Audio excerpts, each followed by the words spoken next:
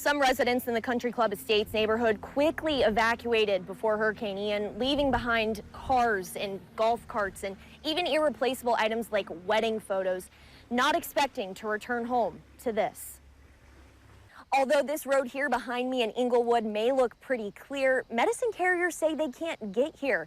It's a problem for the Coffey family, whose 6-year-old son desperately needs his medicine. News Channel 7's Sam Martello joins us live from the scene near Harrison Avenue with details. Sam.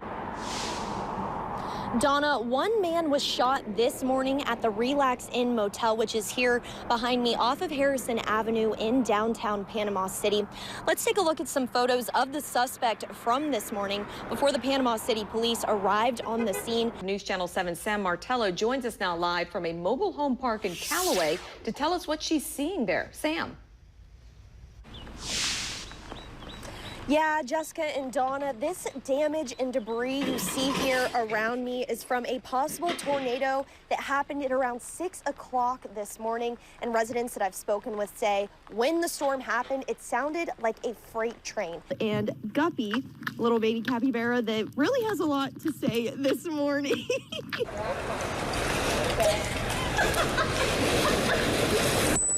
Nice! You can let him go. That was fantastic. We are doing footprints in the sand.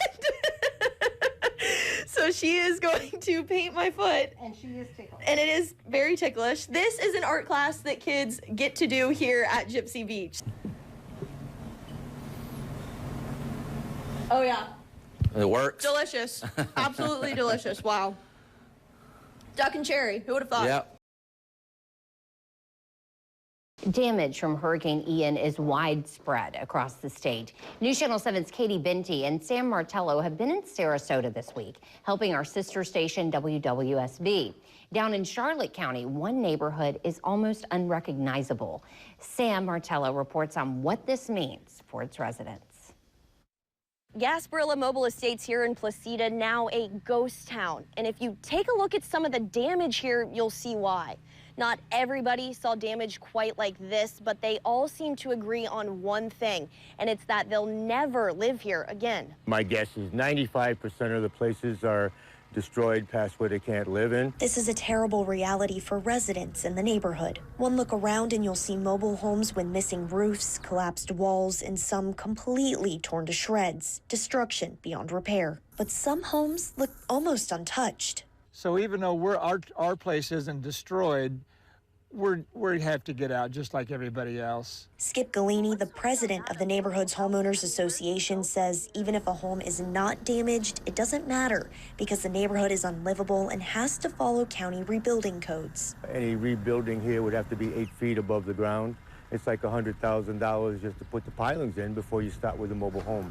So it's extremely unlikely it'll ever be a mobile home park again.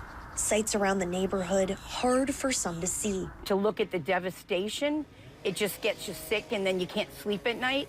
Skip and his wife Cindy say luckily their home isn't damaged, but for them, they say never living here again will be the hardest part of moving on. The people here are the most warm, kind people.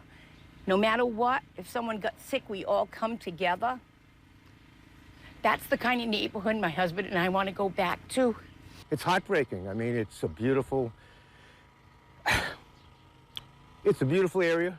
We will never be able to duplicate it. You know, so it'll change. Our life will change, that's all. Neighbors who became friends. We were like a family, even though we weren't related. I'm sorry. And friends who became family with hopes of one day calling Placida home again. Residents here aren't sure exactly what's in store for this neighborhood, but like hundreds and thousands of others, they say it's all about taking it one day at a time. And Placida, Sam Martello, back to you. News Channel 7 Sam Martello is also working with our sister station over there in Arcadia, where businesses are feeling the effects of Hurricane Ian. Sam has the story of one man who lost his business along with his home. Roads and bridges in DeSoto County now turn to waterways for boats. As long as we've been here, we've never seen anything like this. Canoe Outpost Peace River has been operating in Arcadia for more than 50 years. Owner Trent Anthony says the impacts from Hurricane Ian have been historic, a storm that he says nobody could truly be prepared for. Nobody expected this. You know, we thought, it's going to be another flood. It's a hurricane when there's already high water. And then it just kept coming and coming and coming. His offices and campground full of RVs is destroyed, but also his home now ruined by the flood. It's heartbreaking. But I spent, every day since the storm up until a couple days ago just trying to get my stuff out of the water.